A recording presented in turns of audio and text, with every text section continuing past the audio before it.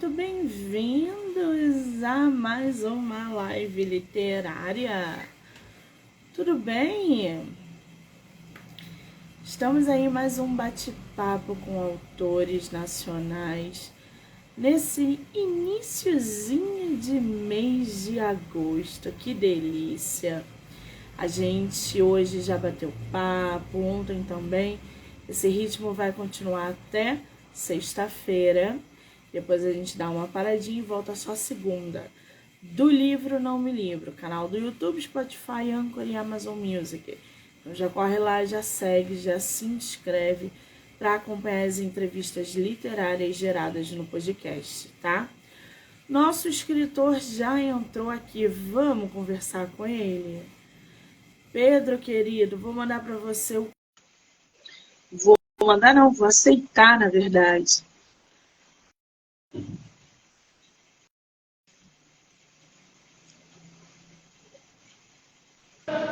Olá, Monique. Pedro, querido, você está me vendo? Vendo bem você. Me ouve bem? Me vê? Oi? Alô? Pedro, a gente não está conseguindo nem te ouvir e nem te ver direito. Deixa eu mudar aqui, peraí.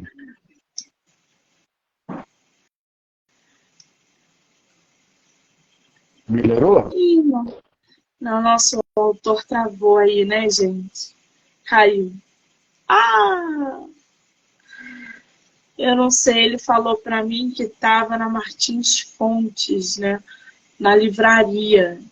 Então pode ser que a internet lá não seja boa. Vamos convidá-lo novamente. Pessoal que está entrando, sejam muito bem-vindos. Hoje a gente vai falar... Ele entrou aí. Pedro, querido. Oi, tudo bem? Você me vê agora? Agora eu consigo. Te ver ainda não, mas te ouvir a gente consegue. Tudo Uai, bem? não Seja tá muito vendo ainda? bem-vindo. Olá, tudo bem? Tudo jóia, tudo jóia. Mas eu tô Pedro, vendo bem. o negócio tá ruim, né, gente? As mensagens estão chegando aí, o áudio tá chegando aí atrasado, né? Não, eu tô ouvindo bem. Eu tô te vendo e ouvindo bem. Ah, então tá bom. Bom, você falou que você tá numa livraria, não é isso?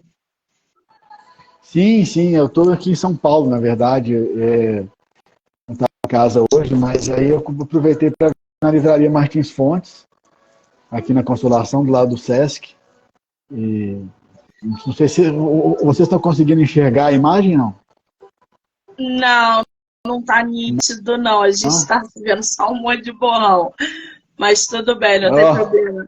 A gente consegue te ouvir, né, gente? Ah, que pena. Que pena. Eu posso tentar trocar a internet aqui. Agora tá melhor ou pior do que no começo? Agora a gente tá Era outra internet. conseguindo ver direitinho. Ver não, né? Ouvir direitinho. Mas dá pra ver. Dá pra ver alguma coisa, não se preocupa não, tá? Tá bom, manda bala. Me Beleza, diz então uma... vamos do jeito que der aqui. É o quê? Então vamos do jeito que der aqui e a gente segue. Me diz uma coisa. Você mora atualmente em São Paulo, não é isso? Não, em Belo Horizonte. Não em Belo Horizonte, eu tô de passagem aqui só. Belo Horizonte. E tu conhece o Rio? Conheço de passagem também, mas nunca morei, não. Mas conheço um pouco, assim. Vai vir a Bienal esse ano? Então, é difícil, né? Assim, eu tenho uma rotina de trabalho e tal que eu acho difícil, mas eu gostaria sim, vamos tentar, quem sabe? Vai ter em São Paulo, eu acho que ano que vem, né, gente? Esse ano é aqui no Rio, aí eu acho que ano que vem em São Paulo. Provavelmente eu estarei também na Bienal de São Paulo. Vamos ver, né, se a gente se Maravilha. esbarra nesses eventos literários, tá, Pedro? Com certeza, vamos sim. Muito bem. Eu tô aqui, o Pedro, com o teu livro que se chama Escotoma, percepção ou preconceito. Você está com o teu livro físico em mãos? Sim, eu tô, mas se tá tudo embaçado, né? Não sei se eu vou conseguir enxergar. Dá para ver alguma coisa aí, né, gente? Afasta só um pouquinho para o pessoal ver a tua capa ali. Muito bem. São rabiscos, gente. A capa dele tá muito legal, porque não parece ser uma capa. Parece é um desenho todo rabiscado, um negócio interessante, diferente. Ô Pedro, foi você quem fez essa capa? Como é que surgiu essa capa? Não, foi uma ilustradora lá de Divinópolis, Andréa Tomazella, né? E ela leu o livro e fez uma apropriação da ideia, porque o escotoma tem a ver com um ponto cego que a gente tem, né? Na percepção da vida, na percepção do outro. E então ela fez uma série de rabiscos que são uma série de pontos cegos, né? Uma série de esquininhas, assim, no desenho, como se fosse uma entrada de uma viela toda rabiscada e que te impede de enxergar uns cantos, né? E é um pouco uma metáfora para o mecanismo do preconceito, né? De como a gente não consegue enxergar um pedaço da realidade a partir do nosso preconceito. Mas esse nome escotoma, ele está ligado a uma... Se eu falar errado, você me corrija. Mas escotoma é uma doença visual, não é? Não é na verdade uma doença. Ele é um ponto cego natural que a gente tem, né? No ponto onde o nervo óptico encosta na retina, a retina não capta luz, né? É como se... Só que o nosso cérebro não marca pra gente que tem faltando um pixel ali, não fica um pontinho preto, né? Ele preenche ali aquele pontinho que ele não captou a luz, porque é justamente onde o nervo óptico tocou na retina, com o que está ao redor. No livro tem até numa página aqui que tem uma ilusão de ótica que se você coloca determinada distância, some uma letra. E ela está lá, só que você não enxerga. E o cérebro preenche aquela letra, o aço, a página, ao redor do branco da página, para ele. E é justamente essa metáfora do preconceito, né? Imagina que você, vamos supor, que você é uma pessoa racista que pensa que o índio, uma pessoa indígena, não é dotada de capacidade intelectual igual uma pessoa da raça ariana. E aí você está diante de um indígena, e aí um ponto cego seu, que é o seu preconceito, te impede de ver, ele apaga a inteligência ali, assim como você apagou o A aqui. Né? Você tem certeza, você vê a página em branco inteira sem o A. Aí você mexe um pouquinho, você vê, não, o A está ali. Você que estava com uma falha na sua percepção. Né? E o livro inteiro é uma brincadeira, uma experiência narrativa para brincar com esse ponto cego nosso, né? Que são as nossas tendências interpretativas. Né? Assim, se o personagem fez isso, então ele é uma mulher, se fez isso é um homem, se fez isso, então ele é homossexual, se fez isso ele é brasileiro, se fez isso ele é americano. Então o livro todo brinca com esses pontos cegos e o leitor, ele entra numa história, numa trama de envolvimento afetivo, sensual, sem saber nada sobre o gênero, sobre a etnia, os detalhes físicos, nem a nacionalidade dos personagens. Tudo isso eu conto no final, gente, o que eu imaginei. Só que o leitor, ele entra nessa trama preenchendo esses pontos cegos com as tendências interpretativas que ele traz. A partir ali dos gestos dos personagens e tal, ele vai construindo. E aí, no final, até agora, todo mundo que leu e conversou comigo depois, todo mundo se surpreendeu com o final. Cada um imaginou uma coisa diferente do que eu imaginei que realmente estava acontecendo ali. Né? Quer dizer, você então é isso. Você trouxe a escotoma, toda essa metáfora, essa analogia ao nosso ponto cego de percepção de vida, de relações, de conceitos, em cima exatamente de percepção ou preconceito, como diz o subtítulo do livro. Sensacional! Eu nunca tinha parado para pensar desse jeito, gente. Que escotoma poderia ser... Eu estou impressionada. Ao ler o romance Escotoma, Percepção ou Preconceito, você mergulha em uma trama envolvente de acontecimentos e relações sem saber o sexo, idade, profissão, etnia e nem em que lugar do mundo estão os personagens. Esses pontos cegos da narrativa são preenchidos pelas percepções do leitor sobre cada situação narrada, a partir das imagens prévias existentes na sua mente, as quais preenchem o enredo com cores e formas. No final de Escotoma, toda a elaboração da mente do leitor é colocada frente a frente com a visão do autor sobre a história. Olha Exatamente. que ideia interessante. O autor não nos dá aquilo que a gente está acostumado, né? Um personagem com nome pronto, algo pronto, tudo vai partir da gente. A Rita está falando aqui, muito interessante essa analogia entre o ponto cego da visão e da nossa percepção em relação ao outro. Ô Pedro, como é que surgiu a ideia de você abordar esse tema dessa forma no teu livro? Olha, eu vou falar, vai parecer um pouco pedante, assim, mas é uma coisa meio chique, assim, que o primeiro pensamento veio lendo uma coisa do Kundera. Ele, naquele livro A Arte do Romance, o Kundera escreve tem uma frase dele que me marca muito, parece que uma pedra que caiu numa lagoa profunda na minha mente, e toda vez que eu vou escrever qualquer coisa, essa frase dele fica lá, matutando, que é assim, ele fala que a única razão de ser de um romance é descobrir aquilo que só o romance pode descobrir.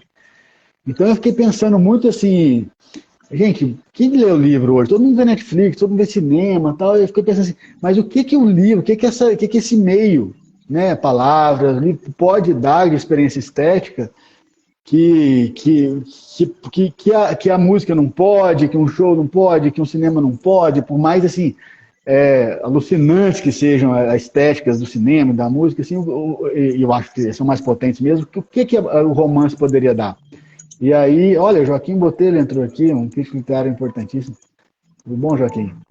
E aí eu fiquei pensando, o que o romance, no meio do romance, ele poderia ofertar para descobrir ter uma descoberta diferente. E aí eu entendi que, assim, olha, construir uma narrativa sem contar o gênero, a profissão, tal, no cinema deve ser muito mais difícil do que no romance. Porque no romance não foi fácil. Mas aí eu fiz assim, um personagem, a personagem é o R e S.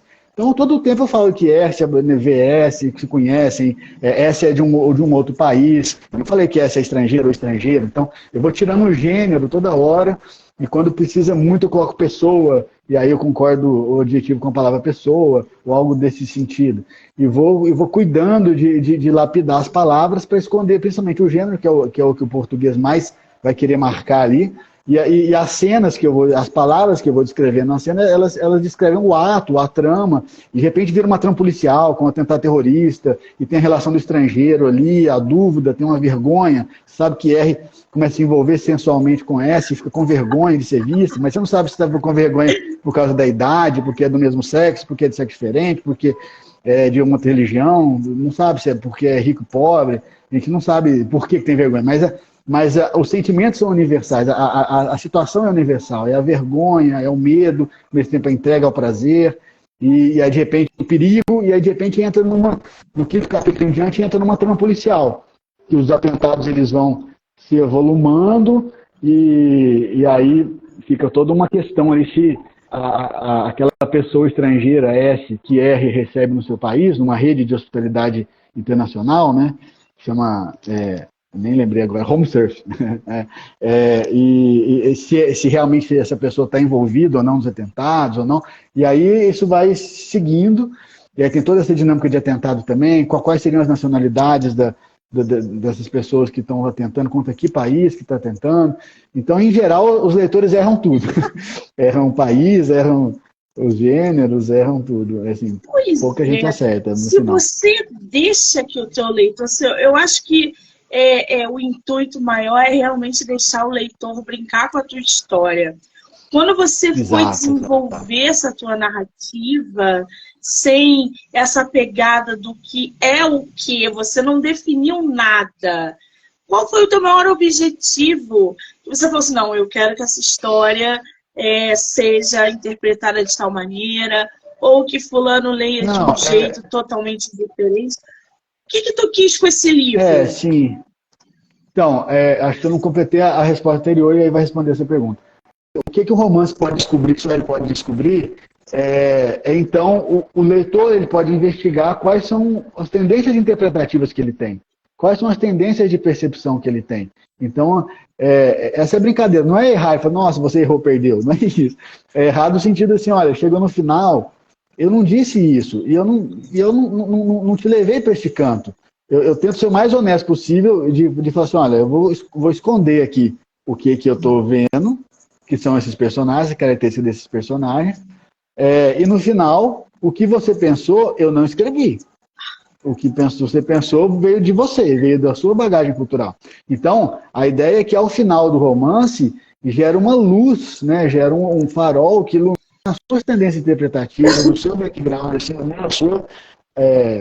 a sua jornada anterior, pregressa, e aí os seus pontos de atenção, né? Você pensar assim, aí, porque eu acho que assim, que existe um preconceito quase ingênuo da pessoa que ainda não teve contato com algum outro tipo de forma de vida, de forma de ser, de forma e tal.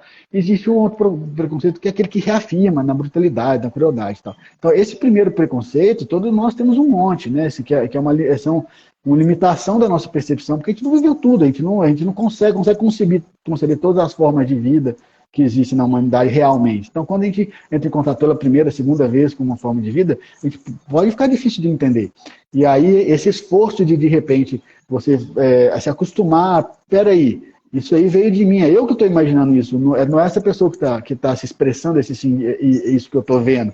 Isso é um limite da minha percepção, ponto cego da minha percepção. Deixa eu dar uma deslocada aqui, e aí a letrinha aparece, né? Aí a gente aparece o que a pessoa tá, essa outra forma de ser e de ver, e aí a gente cresce, a gente ganha, a gente dialoga, né? Então, aí, o que eu esperava? Eu esperava tentar criar uma narrativa fácil de ler, gostosa, divertida, com uma trama policial, com um relacionamento sexo-afetivo amoroso ali, perigoso e tal, que então fosse gostosa de ler e que fizesse o leitor navegar, né, nesse exercício de refletir sobre quais são os pontos de atenção que ele tem que ter com ele mesmo para não ter um conceito desolado e endurecido, embrutecido, e sim prestar atenção que, olha, eu tendo a ver a coisa por esse lado. Eu quero ver a coisa por esse lado. Aí já é um nível de escolha que você pode ter se você está atento. Então, é criar esse nível de atenção para ter essa autonomia de escolha, para a gente viver melhor, né? Viver melhor na diferença. E isso aconteceu porque nesses anos que eu comecei a escrever esse livro eu comecei a escrever de 2012 a 2016. Eu lancei ele em 2017. Foi até na Flip, com o Joaquim Botelho, que fez uma análise. Por isso que eu fiquei meio tocado aqui quando ele entrou, porque ele fez uma análise literária muito bonita lá na Flip sobre o Escotomo, que me marcou muito, foi um romance de estreia. E eu escrevi em 2012 e 2016, eu tinha vivido uma série de experiências com uma diversidade cultural muito grande, de nacionalidades muito grandes, e também étnicas aqui dentro do Brasil. E eu estava imbuído disso, né? Tipo assim, gente, como eu cresci, como a vida é melhor agora que a minha percepção, a minha forma de desejar estar junto, de ter prazer, de tudo. Foi conceber uma série de possibilidades, né, de culturas, de alegrias e de humores. E eu pensei assim, poxa, a gente precisa, ou eu quero fazer parte de uma voz que ajuda a fortalecer mais dessa possibilidade de engrandecer a vida, e não diminuir a experiência. Tem que ser assim, todo mundo calça jeans, camiseta branca e tal. Acabou de entrar um amigo do colégio, o Caio. A gente falava, né, Caio, que assim, aqui, lá em Itajubá, sul de Minas, todo mundo era calça jeans, camiseta branca. Então, um certo estilo machinho e tal. E a gente fala, pô, isso diminui muito a experiência, né? A gente pode ser muito mais feliz, a gente pode descobrir muito mais formas de nos realizar se a gente conseguir exercitar essa brincadeira que o Escotomo, Percepção do Preconceito, sugere, né? É um brinquedo. É um brinquedo. Esse livro é um brinquedo de adulto, assim, de jovem adulto, para brincar com a própria mente, com a própria percepção. Gente, eu estou pensando agora, ouvindo o escritor falando, né? E eu estou refletindo internamente aonde que a escotoma entra na minha vida, aonde o meu ponto cego está em relação à percepção de uma determinada área da minha vida, já vivida ou vivendo atualmente. muito interessante isso que você traz dessa forma. Desculpa, a gente tô com alergia, então o Coffee vai estar entre nós agora. Ô Pedro, Escotoma, você falou que publicou em 2017, mas que já é um processo que você estava escrevendo desde 2012, 2016. Sim. Esse seu livro, ele é pequeno, gente. Ele tem aí em torno de 100 páginas, né? 107 páginas. Ele é bem rápido. É uma sentada. Ele é bem rápido, é curtinho, 100 páginas. Esse teu livro é a única obra que você tem publicada no mercado hoje ou não? Não. Eu já publiquei 2 romances, que são minhas principais obras, né? Esse Escotoma, Percepção e Preconceito, e em 2019 eu publiquei Epidemia Secreta, que trata de um tema bem delicado, que é o abuso sexual infantil. É uma ficção baseada em casos reais, e que tem um outro foco, né? Tem um foco justamente de nos ajudar a sustentar esse olhar necessário de uma epidemia real que existe aí com relação às nossas crianças. Mas eu também lancei um livro de poesia no meio, que é uma espécie de coletânea, um diário de bordo ali em 2017, que é uma clarabóia para a minha sanidade mental, ali num ano muito cheio de turbulência, né, social, familiar. Então esse foi um livro mais assim, foi uma clarabóia mesmo, e foi legal porque ele rodou também algumas feiras, né? Foi a Flipossos, foi a Fli de Divinópolis, foi a Fli Araxá, e foi bem interessante esse livro de poesia também. E antes de tudo, o primeiro livro que eu publiquei mesmo foi uma brincadeira com a minha filha, a Alice, que ela que me inspirou mesmo a começar a publicar. Todos foram autopublicações, em editoras muito boas, prestadoras de serviço, editoriais muito bons, né? Eu falo isso porque tem muita editora, prestadora de serviço, que é pilantra aí, né, Monique? E aí é até bom que o nosso público tem muita gente que é escritor, gente que quer ser escritor, então tome cuidado. Quando a editora começa a falar, vamos fazer uma parceria, você paga 30%, é mentira, assim, né? Ou é uma editora que confia em você e quer pagar, compra o seu direito autoral e paga tudo, que é mais raro, muito raro de ser estranhamente, ou é uma prestadora de serviço. E tem prestadores de serviços bons. E vão prestar serviço. E a autopublicação hoje em dia, com a tecnologia que a gente tem, é muito interessante. A gente pode fazer pequena tiragem de 100, 200, 300, e nessas feiras, nesses eventos, você vai divulgando e vai conseguindo vender. Essa foi a minha medida, a minha estratégia até aqui, porque eu queria conhecer o mercado, eu não conhecia, eu só tinha as ideias literárias e era mais focado em conseguir produzir a parte literária, né? Porque eu sonhava em escrever um romance desde que eu tinha 12 anos. Eu tentei e deu errado várias vezes. A primeira vez que eu vi, falei assim, não, peraí, acho que isso aqui é algo que tem algo a dizer, que as pessoas, que os leitores vão se conectar com isso, está inteligível. Não é um monte de verborragia da minha cabeça que só eu talvez entendo numa certa noite de verão, porque nas outras noites eu mesmo não vou entender.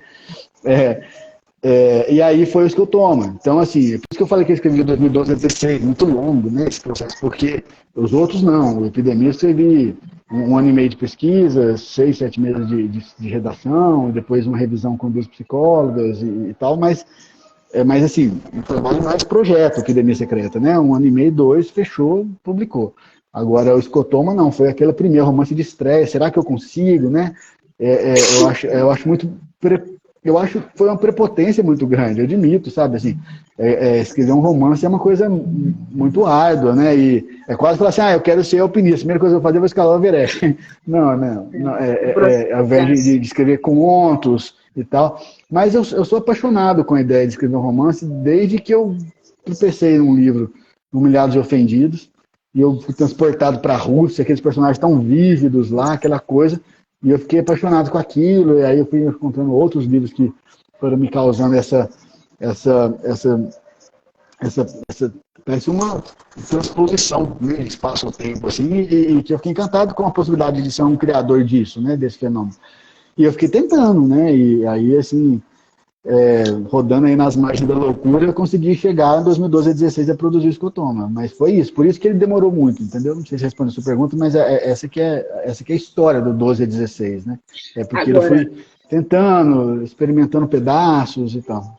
Acho que a Ellen está falando do Quero Ler Esse Livro Logo, mas é outro livro, é o livro que eu estou escrevendo. Viu, Ellen? A gente está falando agora do primeiro livro, que é o livro que você já leu, eu acho.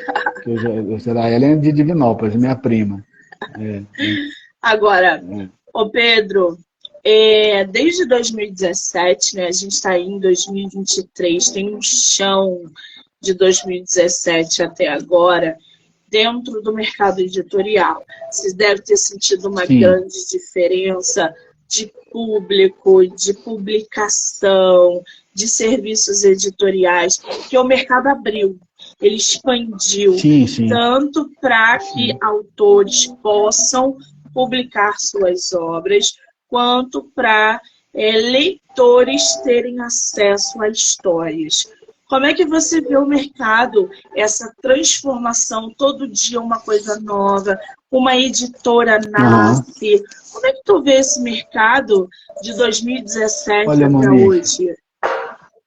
assim, eu sou um entusiasta do presente, sabe? Eu quero ver o copo meio cheio, sabe? Assim, eu não fico gastando muito tempo em pensando como era antes, como poderia ser diferente.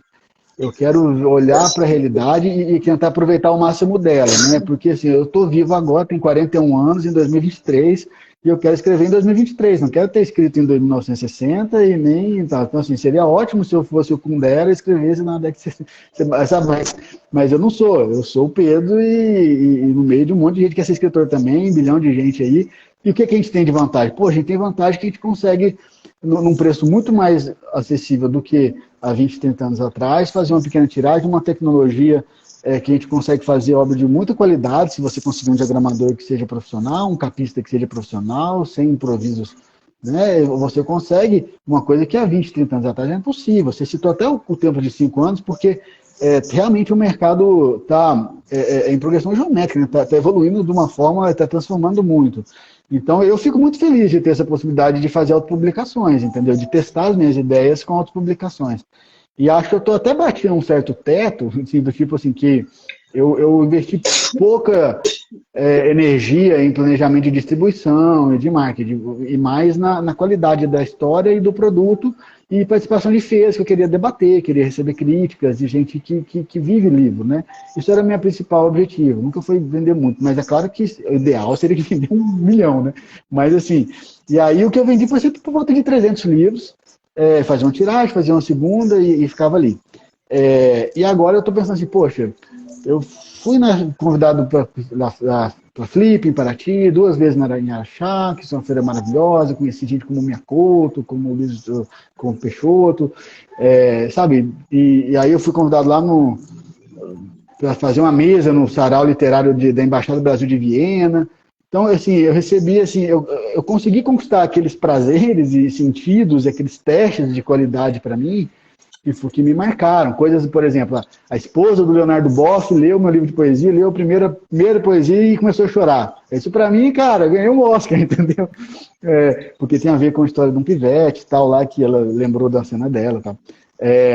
Então, assim, essas coisas acalentaram a minha insegurança interna. E aí agora eu acho que eu bati num certo teto, que é no sentido assim, poxa, aí eu fiquei vivendo a pandemia, sufoco financeiro, reestruturação profissional, 20, 21, 22 ali, e agora que eu comecei a respirar mais fundo com relação a um pouco estabilizar mais profissionalmente e tal, eu pensei, bom, agora vamos retomar aquele sonho literário, porque meu sentido de vida profissional sempre foi esse, de dedicar isso que eu chamo de talento, sem vangloriar, porque eu acho que todo mundo tem talento, algum talento todo mundo tem. E o meu, apesar de que eu sempre queria ser músico, mas na verdade eu não consigo tocar 2 acordes no violão, o meu talento sempre foi escolher bem as palavras e gostar disso.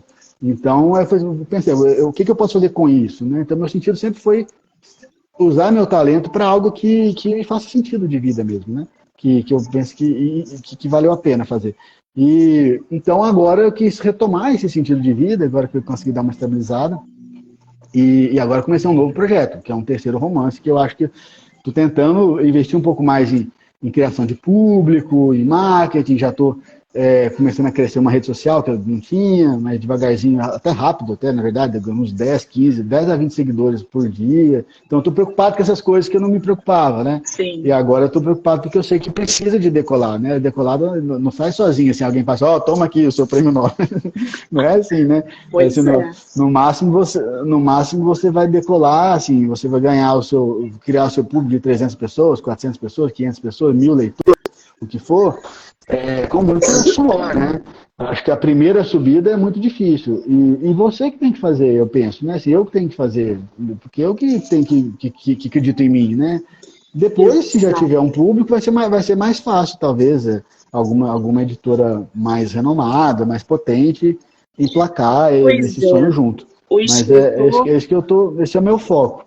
o escritor nacional, principalmente de hoje, a gente tem essa facilidade imensa de estar fazendo uma publicação independente ou pegar uma empresa séria para fazer os serviços editoriais. Só que ele tem que ter essa consciência que você está tocando aí, de trabalhar a rede social, de trabalhar a Sim, interação com os leitores. É óbvio, a gente escreve perfeito. querendo vender, mas a gente sabe que se a gente for lido, a gente já entra num patamar ali glorioso, porque a gente não vive Sim, da venda do livro, é muito difícil. E o papel das sim, sim. redes sociais nessa trajetória literária é muito importante.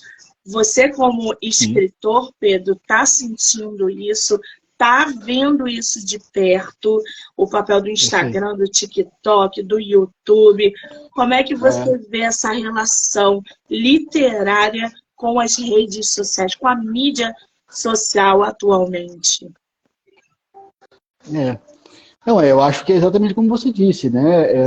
Eu não perco tempo pensando se isso é bom ou ruim. Isso é como está aí, né?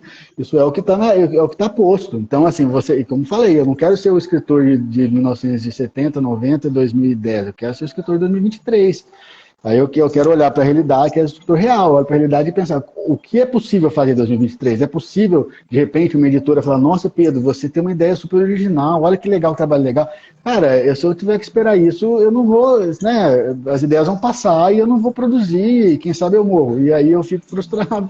Se tiver vida após a morte, ou então na beira da morte, eu vou estar mais frustrado. Eu quero morrer bem, entendeu? Para morrer bem, eu tenho que viver de acordo com o meu sentido. E aí eu quero produzir. E aí eu olho e falo, como eu posso produzir? Com rede social, não adianta, com mercado digital. Se não tiver os 1.000, 2.000, 3.000 reais para fazer uma pequena publicação, que faça um e-book, entendeu? Sim. E bola para frente, arruma assim, o mais profissional possível, dentro do orçamento viável. Dá para se fazer muito hoje em 2023, que não dava para fazer há 5 anos atrás, como você colocou muito bem, e muito menos há 10, 15. Então eu vejo assim, tem muita crítica em torno das redes sociais e eu concordo com quase todas elas.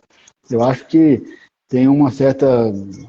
Tem um monte de palavra bonita que a gente pode falar, né? Que tipo assim, uma objetificação dos afetos, afetos áreas, que todo mundo querendo postar as partes bonitas da vida, como se a vida fosse aquilo, como se todo mundo tivesse esses corpos, esses relacionamentos, esses sorrisos e essa proporção de alegria e ao longo dos 24 horas. Não é claro que não é, gente. Tudo, né? A gente não é alienígena e está todo mundo feliz e a gente está meio desligado, não. A gente é real e as outras pessoas também, só que as redes sociais elas têm um meio, uma estética que vão produzir uma mensagem que não faz muito bem. Imagina se um adolescente, quando era adolescente, a gente tinha nossas inseguranças e tal. Imagina agora crescer com esse bombardeio todo de plastificação dos afetos, da aridez dos extremos, né? Se você discorda, mata, odeia e tal. Então, realmente, é muito mais fácil você odiar na rede social do que era fácil odiar jogando bola na rua. É muito difícil você fazer um comentário agressivo e violento, como a gente vê hoje na rede social, como se fosse um nada, né? Assim, há uma banalização do ódio na rede social que, fora da rede social, era um meio muito mais difícil disso vicejar nessa intensidade. Então tem muita coisa negativa. Agora, é um dado da realidade, né? As redes sociais invadiram a nossa profissão, a nossa Pedro, sociabilidade, o jeito que. Então a gente tem que lidar com elas. Eu quero aproveitá-las, eu não quero ficar sendo inimigo das redes sociais, entendeu?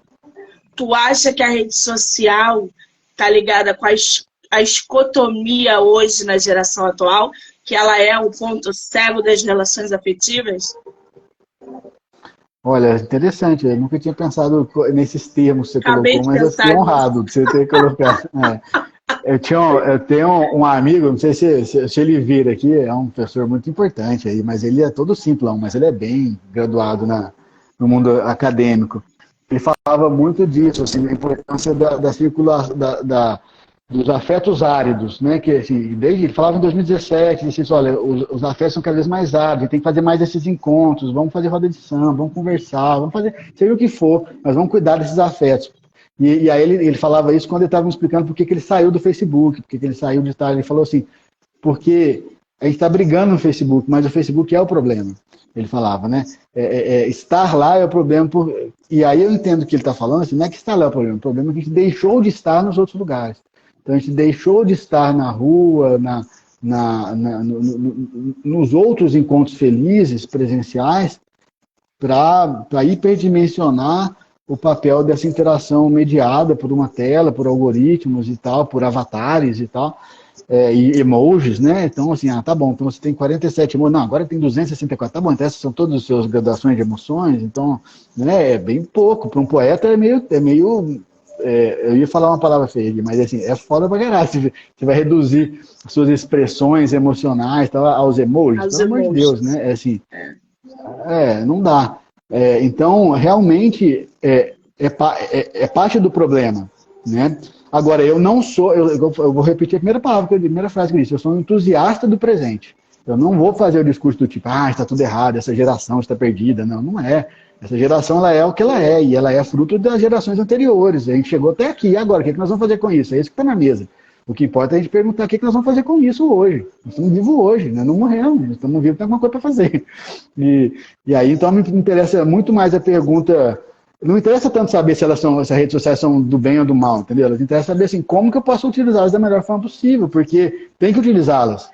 Ou tá bom, então eu não vou utilizar, porque como é que eu vou viver? Eu não consegui fazer essa conta ainda. Se alguém consegue fazer, ok, bem, vai, toque o barco. Mas na minha forma de ver e produzir e pensar a sociedade, eu ainda estou caminhando para usar a rede social para produzir escotom, produzir o próximo livro, né, e mandar bala.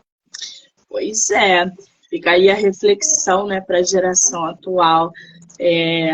A escotomia, eu acho que é assim que é a palavra, escotomia, as redes sociais, se elas são esse ponto cego na vida da geração hoje em relação aos afetos. Elas geram um ponto cego. Né? Com certeza ela gera um ponto cego. Você tem lá 140 caracteres, é um baita ponto cego no Twitter. Os emojis é um baita ponto cego no Instagram. Sim. Né? Você não ter possibilidade de dialogar de uma forma mais tátil, né, e sentir a pessoa, né, a temperatura, o ar, o jeitão dela, assim, só pelo jeitão do comportamento do avatar dela, ou do post dela, é muito pouco, né. E sempre me preocupou muito uma coisa que eu nunca levei para frente direito, mas sempre me preocupou muito na rede social, Monique, esse negócio de como é fácil disseminar o ódio. Assim, eu lembro assim que piadas racistas, pensamentos chocantes, é muito mais difícil de você pegar numa mesa presencial e falar assim, agora peraí, eu vou contar uma piada racista. É bem mais difícil, não é que não tenha, tem, mas é bem menos difícil, é bem mais difícil do que a pessoa apertar um forward, encaminha e compartilha e apertou de novo. É 2 botões, tec-tuc. Nem pensei direito que aquilo... mas tec-tuc pesou uma pluma para você apertar esses 2 botões, mas a pessoa que foi vítima dessa mensagem, quando ela recebeu lá, quando ela viu outra pessoa receber e rir, pesou como uma tonelada para ela visualizar aquela violência. Então, a pessoa que cometeu a violência fez um ato muito banal, só apertou 2 botões de compartilhar e nem produziu aquela narrativa, entende o que eu estou dizendo? Então, essa coisa de poder compartilhar e disseminar de uma forma acelerada os ódios é uma coisa que sempre me preocupou. Me preocupava em 2001, quando a gente falava de e-mails correntes sobre o Bin Laden Bush nas Torres Gêmeas. Eu lembro de até escrever um artigo sobre isso lá na universidade. E sobre os e-mails correntes e como que disseminar o ódio por e-mail corrente era fácil. Só que aí agora a gente faz isso na rede social vezes 1000, né? É muito mais fácil. Então, a minha maior preocupação seria por aí. sobre como os ódios são muito dissemináveis na rede social. Mas é isso, né? A rede social Ô, ela não Pedro, é a um impressão ser. que eu A gente é tenho, que faz. a impressão que eu tenho é que cada vez mais pessoas estão usando as redes sociais para ganharem likes e dinheiro, que hoje não se estuda, né?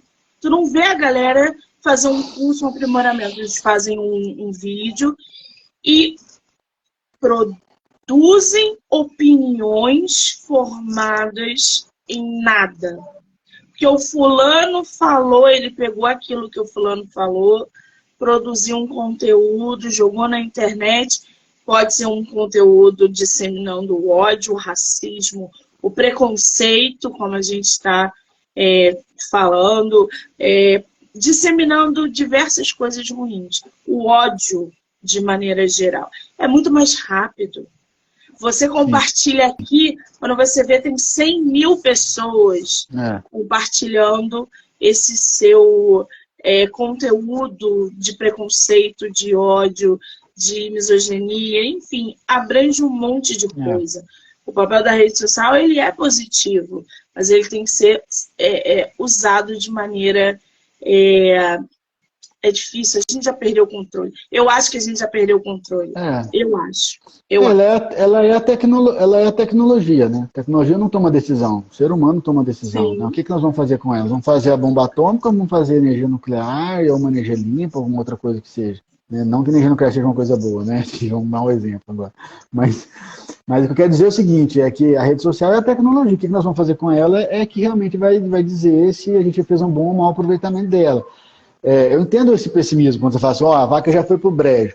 Porque a gente olha pro lado e fala assim, poxa, não tem nenhum sinal de que isso vai mudar. Pelo contrário, essa coisa da aridez dos afetos e dos ódios estão aumentando. Eu acho que tem mais coisa por trás. Tem todo um processo sociopolítico mundial, tem toda uma coisa que também alimenta uma narrativa de ódios, né? E que aí essa rede social facilita. Mas assim, se você parar para pensar, tecnicamente, a rede social ela é tão boa para disseminar ódio quanto para disseminar mensagens positivas. Por que uma pega e a outra não pega, né? Porque tem Ibope, né? Porque atrai assim, esse prazer de chocar, né? Essa forma de vamos diferenciar porque eu consigo falar uma coisa mais chocante, eu consigo fazer uma ironia mais violenta. E isso me preocupa muito essa geração aí de que hoje tem 13, 14, 15 anos, e é por isso que eu quero começar a escrever para eles agora. Meu próximo livro vai ser para essa galera, de 15 a 30, eu diria. Mas, assim, principalmente de 15 a 20 aí, eu estou tentando achar essa linguagem deles, porque me preocupa nesse sentido, assim, eu quero usar o que eu puder usar, a minha arma é a criação literária, principalmente os romances, para estimulá-los a ter uma outra tendência de mentalidade que não seja essa de choque, conflito, e vamos diferenciar, vamos fazer de forte por negar o outro, por negar a existência do outro, seja lá qual for a matiz ideológica, partidária, religiosa, não religiosa, sexo afetivo, amoroso, não importa por onde for o prazer ou a raiva da pessoa, o que me importa é tentar que a minha arte, que os meus romances contribuam para que as mentalidades sejam formadas com mais liberdade para mudar, porque assim, só muda de ideia quem tem a ideia. Se a pessoa não muda de ideia, não é porque ela não é dona da ideia, a ideia é que é dona dela, né? Aquela visão de mundo que domina aquela criança, aquele jovem e tal, e se muito terapia, muito choque, muito sofrimento na vida, talvez com sei lá quantos anos, a pessoa fala, peraí, estava tudo errado. Né, depois de uma tragédia e tal, talvez ela acorde, talvez não, talvez ela passe a vida sendo dominada por essa ideia. Uma vez eu li numa igreja lá, falando assim, uma igreja ecumênica, escrito assim, apenas aquilo que muda permanece verdadeiro, né, na porta da igreja. Essa que é isso que eu quero dizer, assim, se a gente não tiver uma mentalidade capaz de mudar, nossa, eu pensava isso, agora eu penso completamente diferente, claro, que bom, agora assim, não tem que ter vergonha, senão, gente, isso é estou vivo, né? Hoje foi um dia importante se viver, eu aprendi uma coisa nova e mudei minha mentalidade. E não esse fla-flu, né, danado, do tipo, não posso Não imagina, mudar de time de futebol tudo bem, é uma coisa impossível para a minha geração. Mas tudo virou Fla-Flu, entendeu? Tudo virou assim.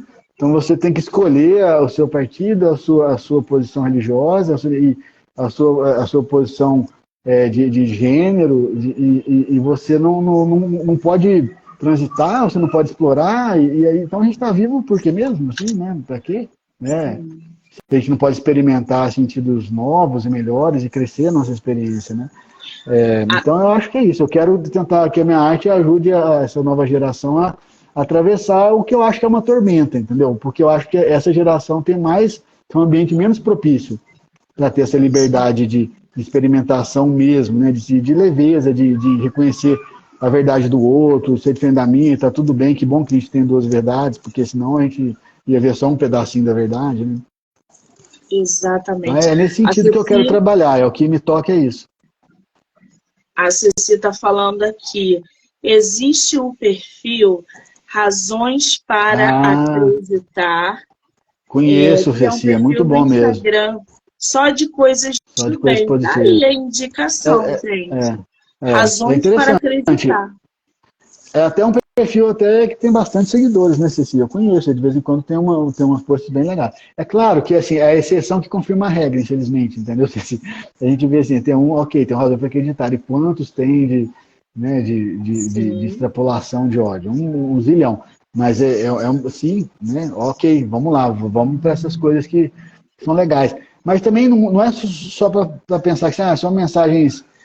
Sabe, pode ser perfil de história de terror também e tal. Tem a sua, né, tem a sua importância, o terror na literatura e na vida, na expansão da consciência, inclusive para o homem não adoecer, né, para lidar com as nossas perversões, com as coisas de uma forma menos crua, menos violenta, né? Afinal de contas é arte, é um espaço protegido de uma página, né? Você não está atacando corpo nenhum e tal. Então tem essas outras áreas da vida que são menos... Eu falo porque Razões para Acreditar é muito legal, muito bem feito, vale muito a pena conhecer, mas é um discurso envelopado com essa coisa do bem, entendeu? Sim. E não necessariamente tudo que é do bem, no sentido que nós estamos falando aqui, tem um envelope do bem. Pode ter um envelope de filme de terror, por exemplo, fazer um merchan aqui de um amigo meu cineasta que escreveu, que produziu um filme de terror chamado Terra e Luz, René França, e que é muito legal, ele expande para você pensar em várias coisas, além de ser divertido e tal, e bonito. Então é isso, e não é do bem, né? Também não é do mal, ele faz bem, né? Ele faz bem porque ele diverte, faz pensar, né? E tá ali produzindo arte e cultura, né? Muito bem, agora, Pedro, o escotoma, percepção ao preconceito, ele está... Mostra pra gente de novo a sua capa, para o pessoal que entrou aí. Aí, gente, aqui, não sei se está dando para ver, nítido aí para vocês, mas a capa é essa, uma capa que chama a atenção pela ilustração, o tema, tudo. Pedro, quem quiser comprar o teu livro, ler, tem formato digital, tá em físico, consegue contigo autografado. Sim. Como é que tá isso? Consegue. Então, vamos lá. Então, a pequena tiragem que a gente fez, 2 edições, ele se esgotou, né? Mas eram 300 só. Eu tenho uns 30 comigo aqui, que eu guardo justamente para dar de presente para uma pessoa ou outra. E se alguém quiser, pode entrar no meu site, pedrogontijo.arte.br, pedrogontijo.arte.br. Lá tem o Fale Conosco, lá, o e-mail, e aí a gente entra em contato e a gente processa isso e eu faço a dedicatória, mas passo o endereço, a gente faz um Pix aí, tá? R$40. Agora, você também consegue comprar mais barato na Amazon, porque tem um monte de gente que comprou e vende, revende, tem usado, tem algumas livrarias que acho que talvez ainda tem algum. Outro dia eu vi lá que tinha R$20. Então, também é possível você comprar na Amazon ele. Tá aqui no site da Amazon a versão física, gente. É a versão física. R$20, vocês conseguem o livro dele. Ó, que maravilha. Agora, Pedro, eu tô vendo aqui o material que você me enviou. Não tem como a gente não conversar sobre essa... Eu vou pronunciar, mas provavelmente eu vou pronunciar errado. Shoki é o nome da menina Xoxi. do teu nome, do teu Sim. novo romance. Você pode falar um pouquinho Ela é pra uma gente das... desse novo trabalho? Tá, eu estou escrevendo ele ainda, tem 20 páginas assim, produzidas, elas com robustez, mas tem a estrutura do livro, e um conceito, a ideia final, os atos, né? Aquela dinâmica todo o livro já está bem encaixadinho. Xoxi Quetzal. É Xoxi. uma menina, ela é uma menina olmeca, né? Que é uma precursora aí do Maia, dos astecas, em 837 a.C. É uma menina que foi preparada toda para ser ter uma vida totalmente dedicada à deusa da fertilidade, que leva o mesmo nome, Xochiquetzal, né? E, na verdade, ela não é a trama central do livro. A trama central do livro é a história de Alana e Abner, que são dois jovens de 17 anos, que a gente está falando aqui no Brasil. Uma é eleitora do Lula, o outro é eleitor do Bolsonaro. Eles têm ideologias e comportamentos radicalmente incompatíveis. Mas a trama do livro, ele vai ter, o enredo vai estar sendo uma série de coincidências que parece desafiar essa incompatibilidade. Assim, será que tem algo que eles possam viver que transformem eles em um casal viável? Será que eles podem se amar ou não? Talvez não dê mesmo. Ou será que outros amores são possíveis entre eles? E aí tem uma parte de realismo fantástico aí que tem um mecanismo, aí que eu não vou dar o spoiler, mas tem um mecanismo cientificista, para não falar científico, mas cientificista que faz conectar a experiência da Xochiquetzal em 837 anos a.C., uma criança que foi preparada para ser sacrificada em nome da deusa da fertilidade, um mensageiro diplomata hitita, que é na antiga Turquia, em 1600 a.C., que fazia a mensagem ali com o faraó, e eles têm vivências então, assim, em outros tempos, de outros povos, completamente diferente, tratando de temas parecidos, porque o primeiro choque, por exemplo, de Alana e Abner é sobre o aborto. Um é a favor da legalização do aborto, o outro é a favor de um projeto de lei que obriga a proibição do aborto até em caso de estupro, e a Xochiquetzal é a favor de que a infância é tão sagrada que a criança deve ser o tesouro escolhido para ser sacrificado à deusa da fertilidade. Então, como que esse samba, né, essa dança aí de trocas de pensamentos, sentimentos e emoções em pontos de vista diferentes sobre a infância, sobre o nascimento, sobre a morte, e sobre o ato de matar, o ato de interromper a vida, o ato de interromper a possibilidade de vida que ainda não é vida, ou o que for a perspectiva de cada um deles, como que a gente pode criar um movimento mental aí, que ajude o leitor a justamente exercitar esse movimento mental que a gente acha que está faltando no jeito de viver dessas crianças e adolescentes que ficam lá muito mais propensos a odiar o diferente, pensar que ele é o dono da verdade, o outro não tem que existir, né? Então é uma brincadeira usando anime, realidade fantástica, um pouco de ciência, e justamente para envolver essa geração numa trama que espero que, se funcionar, né, Joaquim? Vi que você está gostando muito da fala, se funcionar, eu conto com a sua crítica aí, parcial. Se funcionar, que vai ajudar essa geração a exercitar um pouco mais esse ir e vir do processo dialógico de formar uma opinião maior, de crescer, de aumentar a consciência, né? De aprender e ensinar, né? A gente precisa dialogar para a gente aprender uma coisa nova e para ensinar uma coisa nova também. Então, se a gente não consegue nem aceitar a existência do outro, como é que nós vamos dialogar?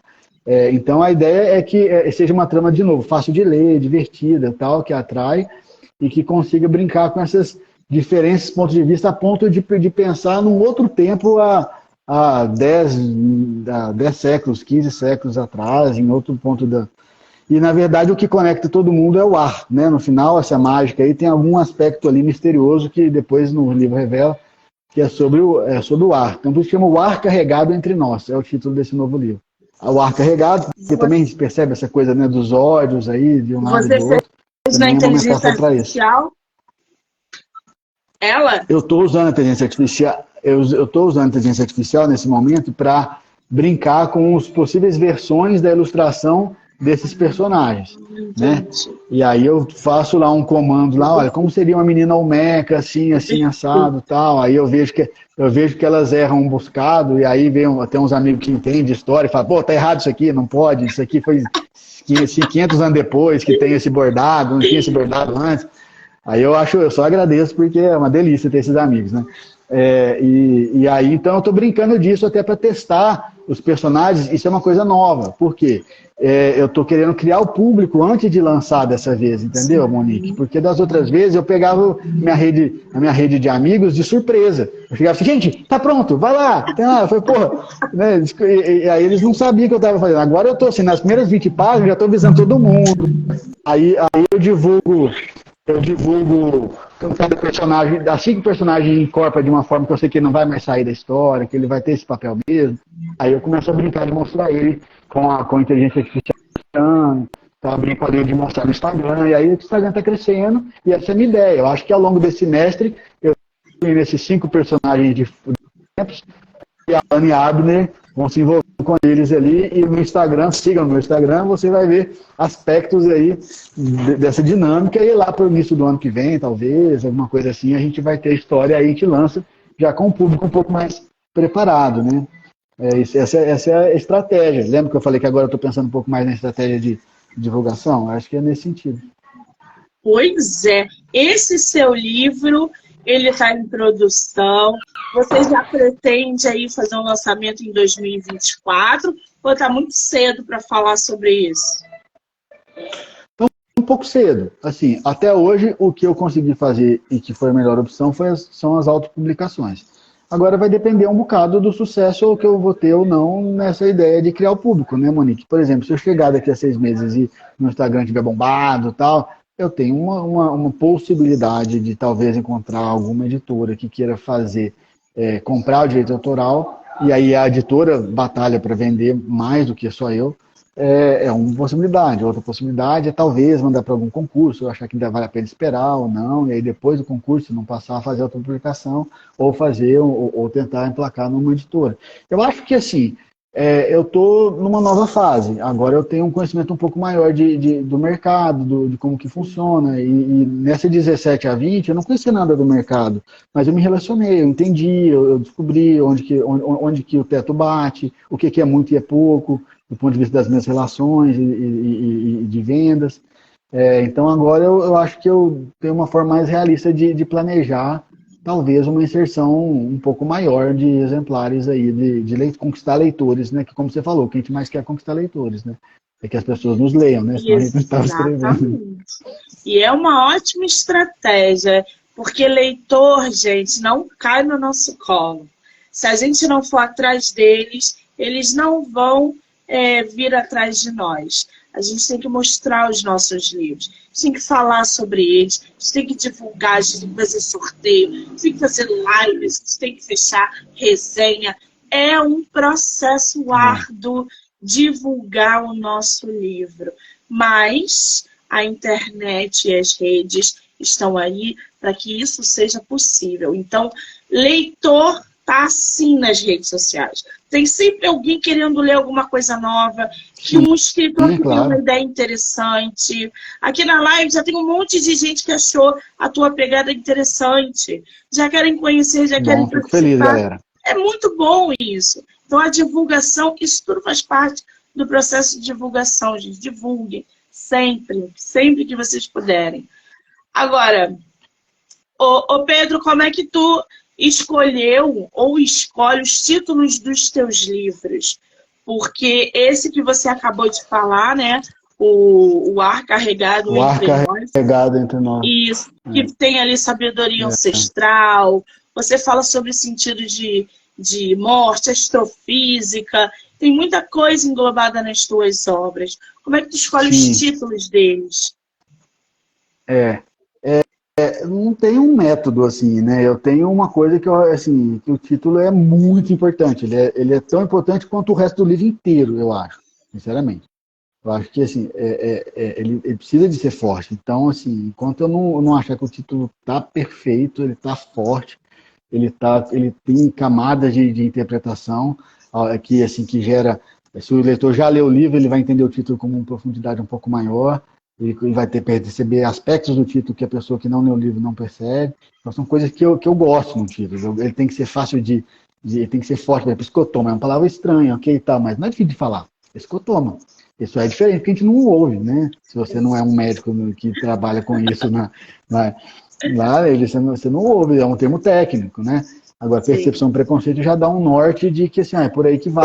Então, tem escotoma, percepção e preconceito. O ar carregado entre nós não precisa de subtítulo, né? É um pouco meio, assim, eu gosto muito de um livro que chama assim, Um Viajante numa Noite de Inverno, do Ítalo Calvino. Eu acho esse título maravilhoso. Ele conseguiu criar um título lírico e que realmente te faz ficar curioso, né? Pô, se um viajante numa noite de inverno, o que, né? Assim, né? O que acontece? E o livro tem tudo a ver com isso. Quando você começa a ler o livro é um caleidoscópio de narrativa, de estilo de narrativa. Não sei se você já lê, é maravilhoso. Assim. É uma ode aos estilos de prosa ficcional. Então, acho que o Ar Carregado Entre Nós vai nessa linha, não se compara, o Cine Viajando na Noite de Inverno é muito mais original, mas ele tem alguns aspectos aí, por exemplo, o ar, um pedaço místico aí é a questão do argônio, que vai funcionar aí, vai ter um papel específico aí, né, nessa costura porque ele é um gás nobre, o gás nobre, imagina, o mesmo átomo que Jesus respirou, alguém respirou aqui também, porque ele é o mesmo átomo, não perdeu nenhum elétron, nenhum elétron. Então tem uma parte meio mágica aí, né, na narrativa que quando é o mesmo átomo que algum personagem respirou em outro tempo, o mesmo argônio que algum personagem respirou em outro tempo, em outro espaço, é como se ele levasse os pensamentos, sentimentos e emoções e impactasse no outro, como se ele tivesse memórias de uma outra pessoa. Né? Então ali, assim que a memória e os pensamentos, sentimentos e emoções da Xoxi, ou Meca, vai impactar a Lana e Abner e talvez ajudá-los a ser um casal viável em 2022 aqui. Né? Então tem umas brincadeiras assim. Então quando fala assim, o ar carregado entre nós, está falando o ar, mas também está falando o ar, que é o símbolo de argônio, AR. Então, na medida que você vai lendo o livro, você vai ficando assim, nossa, ele quer dizer o argônio, não o ar. E não só o ar. Quer dizer, mas é o ar também, porque o ar está carregado, ele no bolsonarismo, está tendo carga. Né? Agora eu estou preocupado aqui porque o pessoal está fechando aí. Eu falei que ia ser até 8 e é preciso de fechar aqui, Mônica. É o que eu não entendi. O pessoal está fechando a livraria, que eu falei que ia ser até as 8, e a gente precisa de encerrar. Vamos expulsar o Pedro. Então vamos fazer o seguinte, Pedro. Qual é o seu Instagram? Pedro _Gontijo escritor. Então, Pedro _Gontijo escritor. Vamos abrir o sorteio então? Bora lá. Gente, está aberto oficialmente o sorteio do livro do nosso escritor. Você vai sortear, Pedro, o Escotoma? Escotoma. Escotoma. Últimos 30, hein, gente? Livro físico autografado. Como é que vai funcionar? Printa aqui a live e manda lá no direct do nosso escritor, Pedro _Gontijo escritor. Tá? Vou botar aqui para vocês. Tá. Vamos lá. Vamos fechar aqui. Eu vou fechando aqui, o pessoal está fechando e a gente faz o sorteio. Fala aí. E aí é para eu pegar? Conseguiu. Pedro, um beijo. Eu vou continuar aqui com eles. Obrigada, tá bom. Um beijo. Obrigado, gente. Valeu. Beijo. Adorei. Até a próxima. Muito tchau, bom, tchau. gente. Ó, só para finalizar aqui com vocês, o sorteio do nosso escritor. Vocês vão mandar um print da nossa live lá no direct dele. A primeira pessoa que fizer isso vai ganhar o livro autografado do escritor. Pedro _Gontijo escritor. Eu vi que tava uma galera aí na live, já caiu o número, porque deve estar todo mundo mandando direct. Eu quero muito agradecer vocês que ficaram com a gente, que participaram, que brincaram, dizer que foi ótimo esse bate-papo. Que pena que o escritor deve sair saindo, mas não se preocupem. A live vai ficar gravada no Instagram dele e no meu, e claro, em todas as plataformas, YouTube, Spotify, Anchor e Amazon Music. Do livro Não Me Livro. Obrigada, gente. Ó, um beijo. Amanhã eu volto com mais bate-papo, sorteio literário.